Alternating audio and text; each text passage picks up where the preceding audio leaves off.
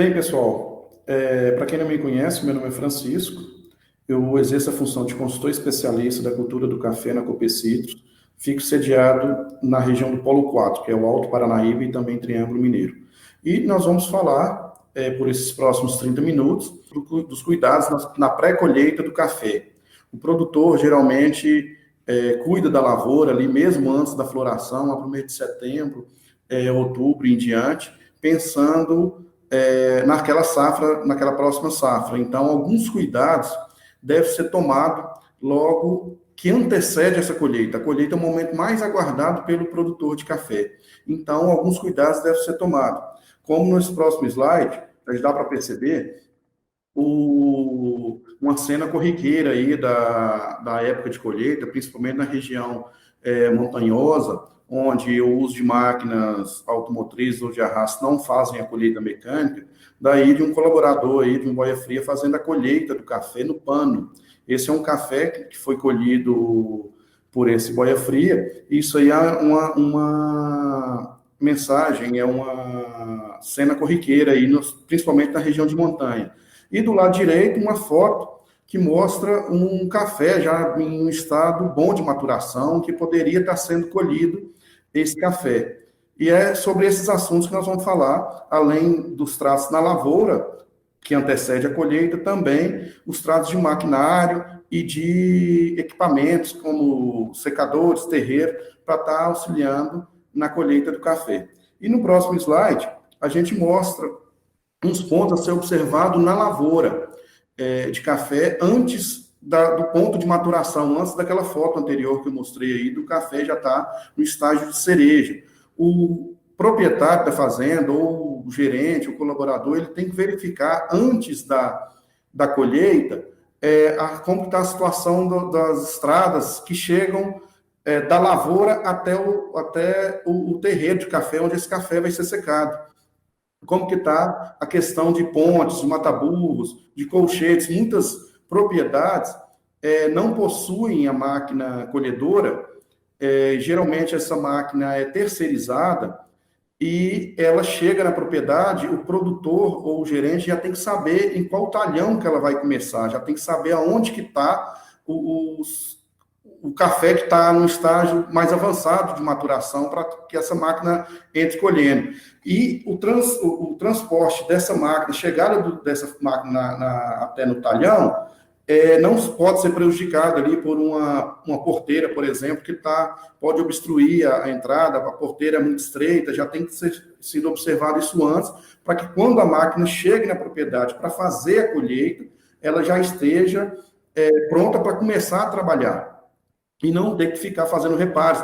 A questão das manobras dessa máquina na lavoura, é muito importante também, porque talvez se deixar para tirar uma retirada de uma árvore ou de uma cerca onde essa máquina não consiga fazer a manobra, em cima da hora acaba prejudicando, atrasando o processo de colheita. Então, essas observações devem ser feitas aí pelo responsável, pela fazenda, seja ele o produtor ou não, antes do momento que a colheita se inicia. E no próximo slide, a gente observa aí alguns sobre os equipamentos e as manutenções.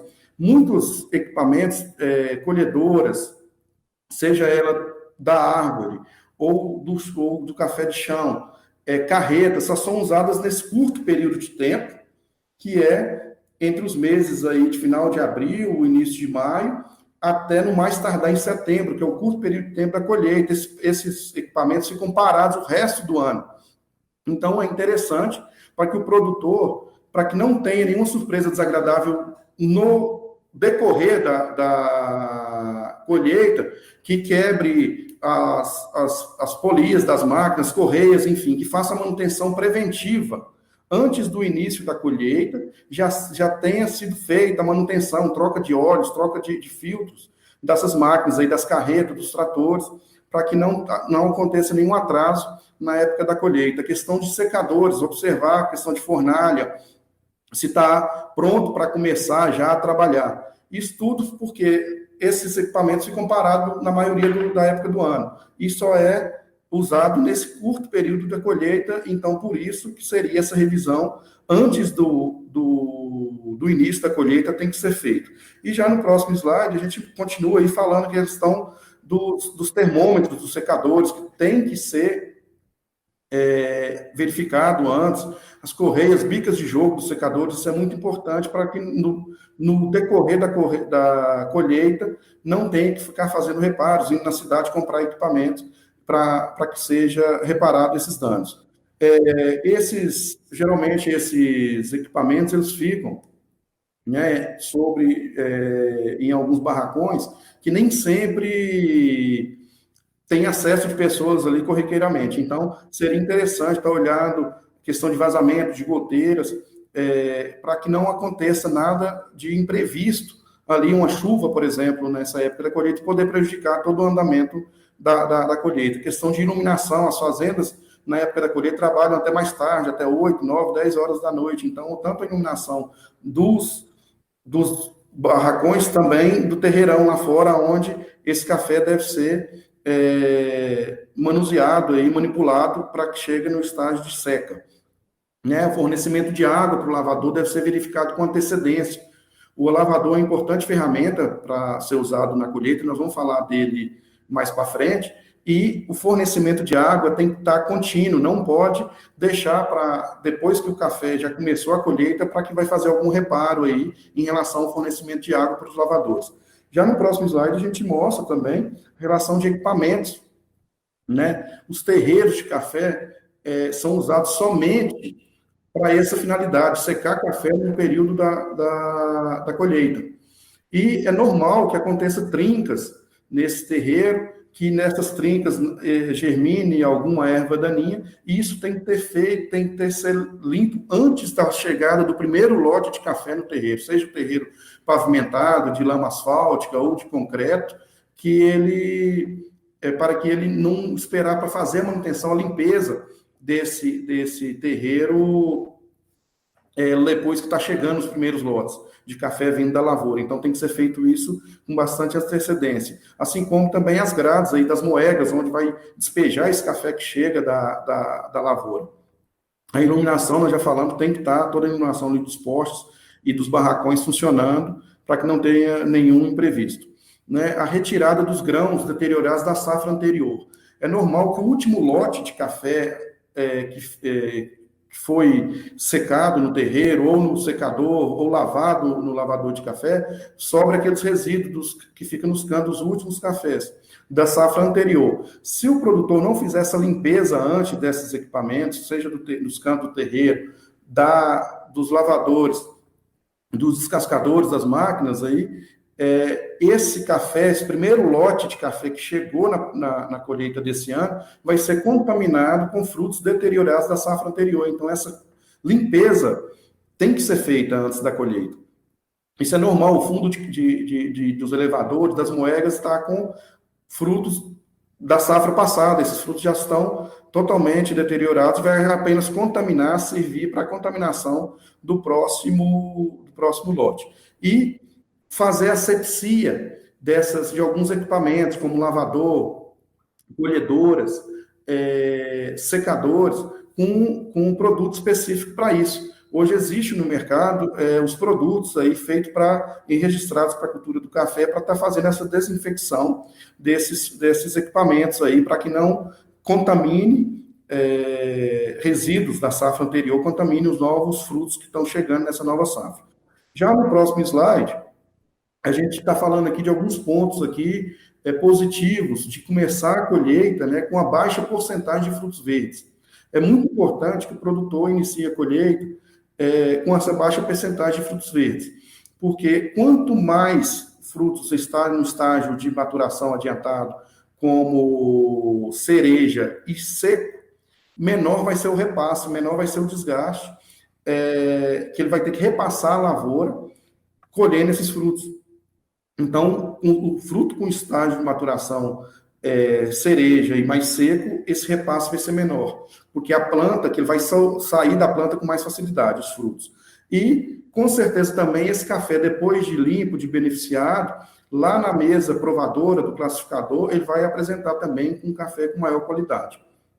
Os frutos maduros, né, eles estão mais aptos aí, os frutos cereja, seja ele fruto de café vermelho ou amarelo, eles estão mais aptos aí para você ter um maior percentual de cereja descascado. O café cereja descascado é um café mais valorizado no mercado, é um café que tem um custo de preparação dele maior, né? Dá muito mais trabalho para fazer, por isso você tem e a qualidade também. E quando você começa a colheita com menor percentagem de verde, aumenta o seu percentual de cereja descascada. Não é toda propriedade que faz esse tipo de café, mas é interessante que as fazendas que fazem, tenha maior porcentagem de frutos maduros. E os frutos passas ali, eles são separados, né? Eles secam num intervalo de tempo muito menor. Ele gasta muito menos dias no terreiro para ser secado. Esses são os pontos positivos que nós vamos continuar falando. No próximo slide, mostra aí o quanto que o produtor vai perder aí financeiramente se ele começar a colheita com alto percentual de frutos verdes. Na coluna da esquerda aí, em que o produtor, no caso extremo, aí, está começando aí com 90% de frutos verdes aí, ele vai ter uma quebra a cada 100 sacos aí de 22%. Eu atualizei o preço do café na última quinta-feira. O saco de café tipo 6, 7 aí, que é um café intermediário, um café de boa qualidade, é um café que a maioria das fazendas produtoras conseguem produzir, sendo uma precificação aí de R$ 490, ele tendo esse prejuízo aí de 22 sacas para cada 100 sacos de café, ele vai ter um prejuízo aí, ele vai deixar de ganhar quase R$ 11.000 só na depreciação do café. O café vai chegar na cooperativa, no armazém, com aspecto de verde, o classificador vai notar e vai estar depreciando esse café. Então, o produtor vai ter um prejuízo aí, no caso extremo aí de 90% de frutos verdes, de quase R$ 11.000. Caminhando as colunas aí para a direita, percebe-se que o menor percentual de fruto verde, aí a perca é muito menor, chegando só a 3%, em caso de 20% de frutos verdes. E essa perda e essa falta de remuneração no produtor aí chegaria aí no máximo em torno de R$ 1.500. Então, o produtor teria muito menos prejuízo se ele deixar para colher ali com um menor percentual de verde. Já no próximo slide, a gente mostra aí, né, as fotos aí, que não é muito difícil a gente ver essa situação na propriedade nessa época de colheita. O produtor quer antecipar a safra, ele quer colher mais cedo, talvez por questão de logística da própria fazenda, o terreiro dele pequeno, os equipamentos não são suficientes, questão de colhedor, ele antecipa a colheita. Olha uma foto do lado esquerdo aí, em que esse café está praticamente todo ele verde ainda. Esse café, com certeza, ele vai ser depreciado aí na classificação. O classificador vai notar logo no aspecto que esse café foi colhido verde e vai estar depreciando. A foto lá direita já mostra um café com estágio de maturação mais avançado. Nota-se alguns frutos verdes aí, mas está em nível aceitável, né? A condição muito mais favorável do que a foto do lado esquerdo aí, que o percentual de verde está muito maior.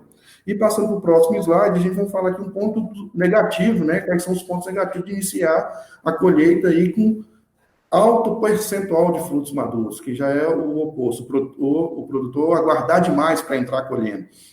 O que vai acontecer? Os frutos, principalmente do ponteiro do café, onde está mais exposto à luz solar, eles vão amadurecer mais cedo do que a parte mediana e a parte inferior, e esse café ele vai acabar caindo no chão, né, na lavoura, se o produtor atrasar demais para entrar. Então, ele vai aumentar o percentual dele de café de varrição.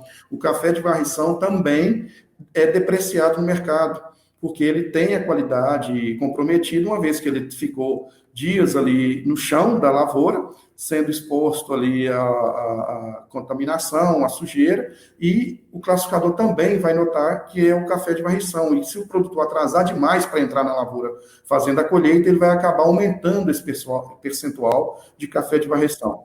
E também algumas regiões onde a umidade é muito alta nessa época do ano, geralmente próximo de represas, próximo de matas, pode acontecer do café fermentar ainda na planta. Então, se o produtor demorar muito tempo para colher esse café, principalmente nas noites aí que tem orvalho, esse café pode fermentar e a ação de micro-organismos aí pode depreciar a qualidade da bebida também. E o prejuízo no depapeiramento de lavoura. Quanto mais se atrasa para tirar o fruto da planta, mais essa planta vai esgotar, porque enquanto o fruto tiver ali no papel de dreno, tirando água e nutrientes da planta, ele vai estar sugando essa planta, é claro, e vai estar prejudicando essa planta para um melhor rendimento, principalmente da próxima safra. Então, quanto antes você conseguir, o produtor conseguir colher, tirar esse fruto de café, né, antecipar essa colheita, mas desde que fora também desse percentual de alto percentual de verde, ele vai estar desocupando a planta vai estar livre ali para suas absorções ali de água e nutrientes do solo, está destinada para a próxima safra. Então, tirou aquela carga, né, aqueles frutos, ela acaba já guardando energia para a próxima floração.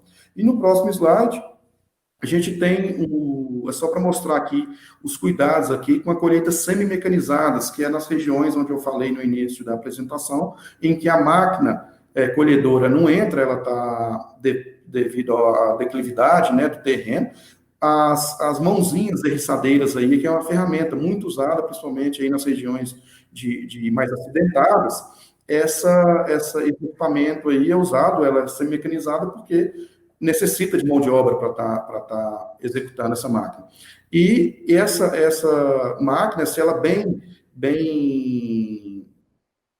usada, ela pode estar aumentando o percentual aí de rendimento na lavoura, o pessoal muito capacitado para estar conduzindo essa máquina, a máquina a gasolina, né? Ela tem o fato de vibrar, esses dedos aí fazem o papel da colhedora lá no campo. Então, ela derriça o café, ela tira o fruto de café, lógico, tem que forrar o pano no chão, para que esse café não tenha contato direto com o solo, e esses dedinhos aí que vibram, acabam derriçando o café, e é muito importante que seja no sentido de cima para baixo, penteando a planta de café, e nunca o contrário. E também não ficar torcendo essa máquina que ela vibra, para não quebrar galhos. O percentual alto de galhos quebrados durante a colheita acaba prejudicando a safra seguinte. Então, a produção do ano seguinte, um ramo produtivo que poderia produzir muitos frutos de café, ele quebra devido à ação dessa máquina, ou da máquina automotriz também, acaba deixando de produzir na safra seguinte. Muito importante, né, que o funcionário aí, que seja a máquina própria dele ou da fazenda, que ele fique parado na frente do pé de café, conduzindo essa máquina, não fique se deslocando muito, pisando no café que já caiu sobre o pano. Então, para evitar o pisoteamento aí dos frutos que estão sobre o pano, que já caíram. No próximo slide, né, a gente vai falar um pouco sobre a colheita mecanizada, seja a colheita de máquina automotriz ou de arrasto. Essas máquinas, como eu disse no início da apresentação, elas são usadas somente para esse fim, elas são usadas nesse curto período de tempo, aí, poucos meses no ano, ali no máximo até o mês de setembro, ali, quando está finalizando a colheita do ano posterior, e essa máquina fica parada o resto do ano, até a próxima colheita. Então, é muito importante que o produtor, seja ele dono da máquina ou vai terceirizar essa máquina, que ele faça a manutenção antecipada dessa máquina, né? Questão de troca de óleo, lubrificante. As hastes, que são aquelas varetas, né, que tem um contato físico ali com a planta de café para que aconteça a derriça. As hastes, não pode ter haste quebrada. Se quebrar uma haste, ela deve ser substituída, porque uma haste a menos ali é menos café que ela vai tirar da planta, aumentando aí o percentagem de café que fica na lavoura e maior custo para fazer esse repasse. A questão das esteiras, né? As esteiras têm que estar funcionando para estar levando esse café que a máquina está colhendo, que está no interior dela, ou seja, para o reservatório, ou já direto para a carreta, ao lado, né, na rua ao lado de café, que vai estar colhendo. Então, essas esteiras têm que estar em perfeito funcionamento. As molas das aletas, as aletas são aquelas partes em que, no interior da máquina, que abraça ali, né, o pé de café, a planta, e acaba, se a mola tiver quebrado, esse café que acontece a derriça, ele vai direto para o chão, não entrando nos elevadores para ser jogado na carreta, nem no reservatório da máquina. Então, essas molas têm que estar em perfeito funcionamento para que não caia café colhido da árvore no chão. Questão de óleo lubrificante já foi comentado, e a regulagem da máquina deve ser específica para aquele talhão.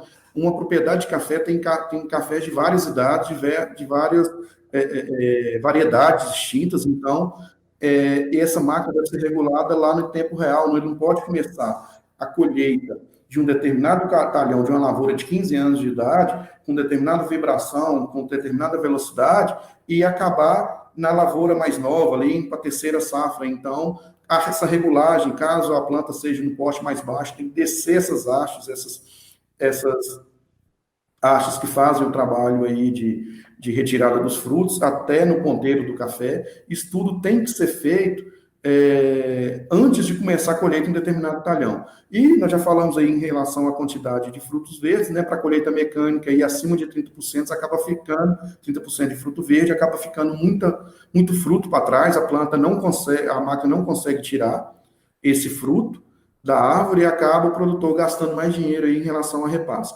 E a questão do operador. As máquinas, como nós vamos mostrar no próximo slide, tem equipamentos aí, como essa foto do lado direito, que é a máquina muito moderna, ela é cheia de sensores, ela tem aí várias funções, seja ela de velocidade de esteira, velocidade da própria máquina, rotação. Tem que ser uma pessoa capacitada, um operador aí com um certo grau aí de instrução para estar operando um equipamento desse.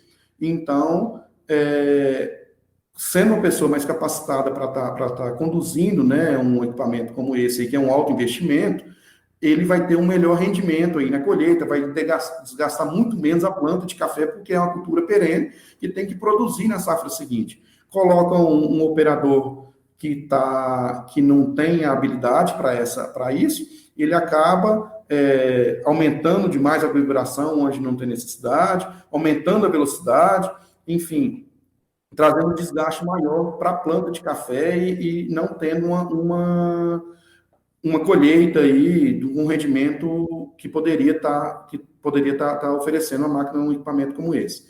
E essa outra foto da esquerda aí mostra uma atitude simples aí do produtor, está usando mangueiras na ponta dessas hastes. Essas hastes são hastes de fibra de vidro, que elas são muito duras, né?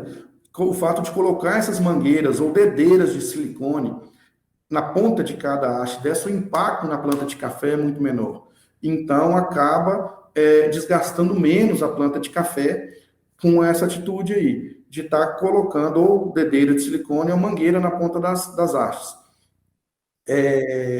Lembrando, né, mais uma vez, que a lavoura de café é uma cultura perene, ela deve sofrer o menor possível impacto ali dessa ação mecânica, seja de colhedeira, da mãozinha, ou mesmo da derriça manual, para que ela produza frutos no ano seguinte. Já no próximo slide, a gente vai falar um pouco sobre o lavador de café, né? É um equipamento aí que a maioria das fazendas cafeeiras tem e que, infelizmente, é usado apenas para lavar o café de varreção. Esse equipamento, ele deve ser usado também para lavar o café que vem da colheita mecânica ou o café de pano. Por quê? Quando chega aquele lote de café, seja da máquina colhedora ou da derriça manual ou da mãozinha, que é um café que não teve contato com o solo ainda, tem ali na mesma lote de café o café verde, o café seco e o café cereja. E através da lavação, né, do café com água limpa, por isso essa água nunca deve ser reutilizada, tem que ser sempre água limpa.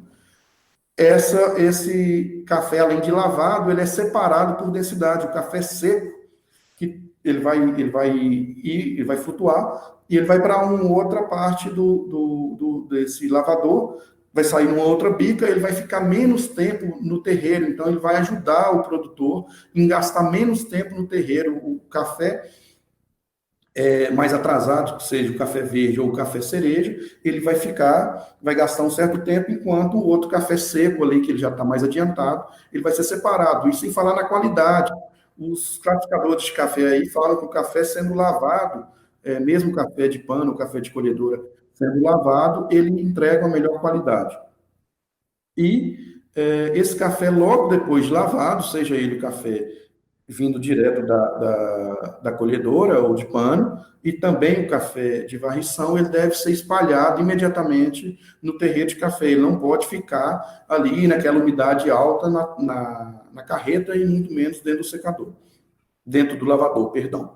E, dando continuidade, no próximo slide aqui, a gente já vai falar sobre a secagem do café no terreiro, que essa deve começar, né, geralmente com as camadas mais finas de café, tem que colocar aquelas camadas mais finas e ter um revolvimento desse café constantemente, seja no rodo, seja na motinha, seja na microtrator para fazer esse revolvimento, porque senão o café seca de forma desigual. O café que ele é pouco rodado no terreiro, ele acaba ficando secando de forma desuniforme e acaba ficando mais tempo no terreiro. E à medida que esse café vai secando, vai vindo os dobramentos, você vai colocando, aumentando essa camada, essa leira no café, continuando revolvendo, para que libere espaço no terreiro para novos lotes de café vindo da colheita.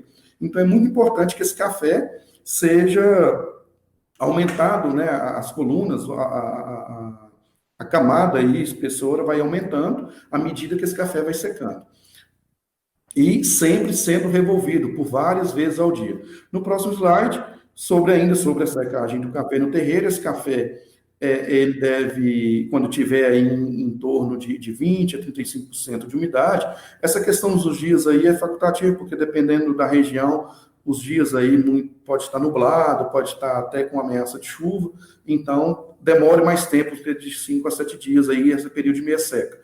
Mas vamos pegar aí a questão da umidade, entre 25% e 35% de umidade, esse café deve ser amontoado, de preferência, né, de forma mecânica aí para adiantar o processo, com o trator. Ele é amontoado em torno das 15 horas, né, das 3 horas da tarde, é coberto com a lona e no dia seguinte ele é esparramado novamente no terreiro. Esse cobrimento com a lona é para evitar a questão do orvalho à noite, ou mesmo de chuva, caso chova nesse período, e também para que o aumento da temperatura ali fique, né, ali em contato com o fruto de café. E passando para o próximo slide, o café chegou a um índice aí de umidade, ele pode ser levado, ele ficou alguns dias no terreirão, ele pode ser levado aí para estar adiantando o processo dele de seca para o secador mecânico. O secador está aí para ajudar o cafeicultor, né, para desocupar esse terreiro mais rápido, e o produtor tem que estar atento aí, ele tem que ter um termômetro de haste longa para estar sempre medindo a temperatura no interior da massa de café. E esse interior da massa de café nunca pode passar dos 35 graus, porque senão acaba o café pegando fumaça, enfim, se for muito fogo. E usar a lenha de boa qualidade, a lenha seca, para que tenha uma combustão boa, para não ter tanto fumaça, né? O café não pegue cheiro ali nesse processo do secador. Quando esse café tiver em torno aí de 12% a 14%, pode ser retirado e levado para as tulhas. As tulhas são esse equipamento nesse próximo slide, onde esse café deve ser armazenado, ele deve descansar aí por um período aí de 8 a 10 dias antes de ser beneficiado. Esse café ele deve ser descansado nessas tulhas, de preferência de madeira, né? E essa tulha tem que ser limpa, conforme nós já falamos, para que, né, os frutos da safra anterior não contaminem os grãos. Essa safra, e essa tulha deve estar lá recebendo esse café. Ao colocar um novo lote de café dentro da tulha, tem que esperar esse café esfriar, o café que saiu do secador tem que esperar para estar entrando na nova, junto, para descansar na tulha. Nunca chegar com a temperatura acima do café que já está lá. E nunca misturar lotes de café de diferente qualidade, porque isso aí vai depreciar a qualidade do café se caso você misturar um café que está na tulha, um café de colhedora ou um café de pano, que já está seco, já está próximo ao processo de benefício, e ele acaba sendo contaminado aí, se ele for misturado com café de varrição, por exemplo. Então, o aspecto do café aí tem que ser diferenciado. E no próximo slide, já indo para o final da apresentação, esse café deve ser medida a umidade, e entre após descansar nas tulhas, entre 11 e 11,5% de umidade, ele deve ser beneficiado e levado ao armazém, seja da cooperativa, né, um armazém onde está apto para receber esse café. E abaixo desse teor de umidade aí, dos 10% de umidade, pode acontecer da máquina quebrar, a máquina de benefício quebrar, e também a perca de peso. E acima disso pode ter um branqueamento do café. Então, o ideal seria entre 11 e 11,5% de umidade. E já no armazém, né, esse café, como no próximo slide aí já mostra a foto das pilhas de café sendo armazenado, no caso aí está em sacaria, mas ele pode estar a granel também, sempre procurar armazéns idôneos, né, armazéns em que tem um histórico aí de armazéns que tenha seguro, que contra roubo, contra incêndio, enfim, que o produtor esteja resguardado. E evitar ou nunca usar o armazenamento de café beneficiado da propriedade. Isso aí vai estar um atrativo aí para ladrões estar fazendo roubos, se esse café ficar armazenado dentro da própria propriedade. E já para finalizar a apresentação, a questão da comercialização nesse próximo slide aí. A comercialização do café é muito importante. O produtor, ele gastou a energia dele aí durante meses, perdão, desde da formação da lavoura até a primeira colheita aí, que está em torno dos 2 anos e meio, e tem a floração do café, geralmente no mês de setembro, só vai colher esse café, beneficiar, entregar no armazém a partir do mês de junho, julho. Esse produtor, depois que ele está dentro do armazém, ele tem que procurar as melhores ferramentas aí de comercialização. Hoje tem aí os barter, né, que seria a troca de café. O café é a moeda corrente do cafeicultor, então nada mais justo do que ele adquirir os insumos dele e pagar em café. Ele fazer a aquisição, né, através da recomendação do engenheiro agrônomo que assiste ele, fazer a aquisição dos produtos antecipados aí, seja de corretivos, de produtos para controle de pragas e doenças, e ele adquirir esses insumos e também equipamentos, como máquinas, e pagar em café. Isso é uma atividade normal. E as travas futuras, geralmente o mercado futuro paga melhor do que o mercado físico. Então, a trava futura aí é muito saudável, o produtor, se a proposta for boa, comprometer em torno aí de no máximo uns 30% aí da safra que ele sabe que ele vai colher, para ele estar comercializando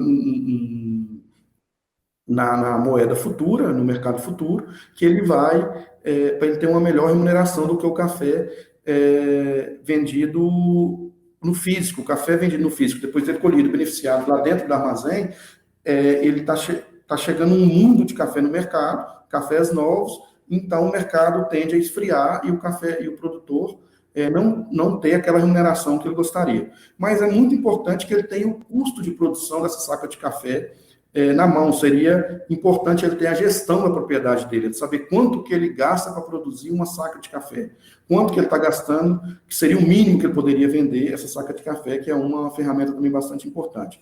Bem, pessoal, era isso que eu gostaria de passar para vocês. Espero que tenha contribuído, e que nós da Copecid estamos aí à disposição para tirar eventuais dúvidas em relação a esse assunto. Muito obrigado a todos.